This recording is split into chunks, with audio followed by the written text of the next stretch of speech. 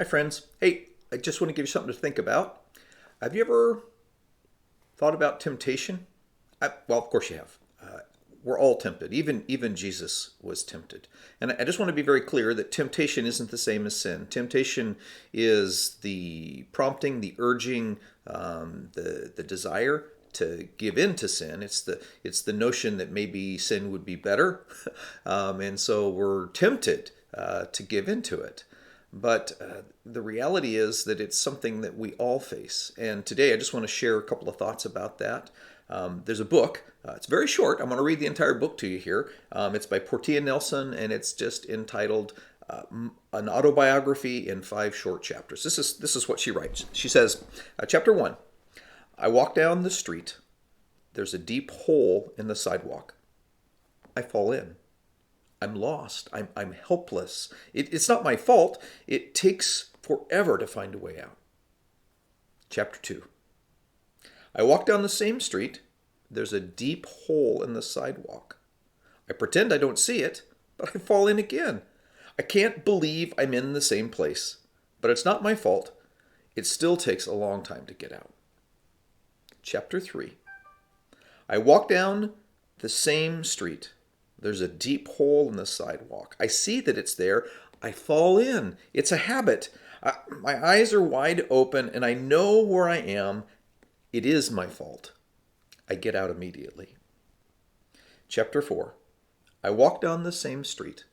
There is a deep hole in the sidewalk, but I walk around it. Chapter 5. I walk down a different street. When I think about my own life, and maybe you're thinking about yours, you're probably thinking about all of the times or all of the things that tempt you to do what you shouldn't do, or maybe the places where you know you should do something and you're tempted not to because it'll cost too much, or because it's uncomfortable, or because you just plain don't want to. And I think about all of the different ways that we can respond to temptation. I've thought of 3 that I'd like to share with you. One thing that we do sometimes, it's fun because temptation is exciting. It's something that draws us in. It's something that can actually feel like it's a good thing, and so we flirt with it. We recognize that maybe there's a line we shouldn't cross, but as long as we don't get too close or go too far over that line, that's all okay. The problem with flirting is that more often than not, we get so close that we get drawn into it and we cross that line. And instead of staying strong, instead of staying pure, instead of staying the way that God wants us, we cross the line into something that we know we shouldn't do. In fact, Peter was writing to a group of people that he loved, and he was trying to protect them. And he recognized there was a group of folks that were drawing believers back into a life of sin. And this is what he said in 2 Peter 2. He's talking about this group of false teachers. And he says, these people are as useless as dried up springs, or as mists that are blown away by the wind. They're doomed to darkness. They brag about themselves with empty, foolish boasting. With an appeal to twisted sexual desires, they lure back into sin those who have barely escaped from a lifestyle of deception. They promised freedom, but they themselves are slaves of sin and corruption. For you are a slave to whatever controls you.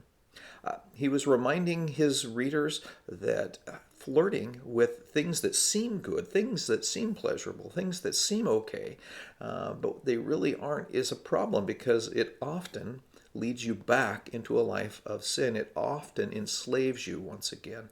And so the truth is that when we flirt with sin, when we try and get just as close as we can to that through temptation, more often than not, we find ourselves enslaved once again. So I would encourage you, stay away from flirting with temptation. Another option that that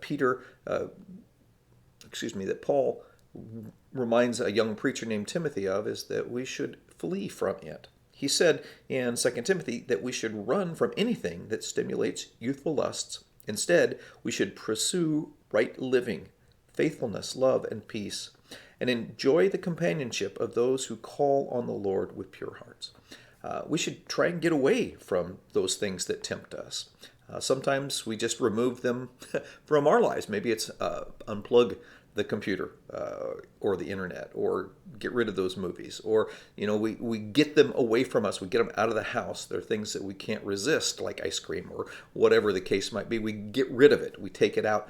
And sometimes we're in situations where we can't control our environment and those things that are tempting us. So in those moments, we should just remove ourselves. We should run as far as we possibly can from those things. The other option is that we can fight. We can stand up, and we can take the power that God gives us, and we can allow Him to win the battle for us, to work through us, to make us strong. James reminds us that we should humble ourselves before God, and that we should resist the devil, and he will flee. Again, but that takes our commitment to standing strong. It takes our desire to say, God, you have to win this battle for me because I can't. And as Paul reminded us, maybe it's about putting on the whole armor of God so that the battle is won by Him instead of us. So again, you can deal with temptation by flirting with it, which I don't recommend. You can flee from it, which is a really good option, or you can stand up and fight it with the power that God gives you. I don't know how you're going to deal with temptation today, but I hope this gives you something to think about. Bye-bye.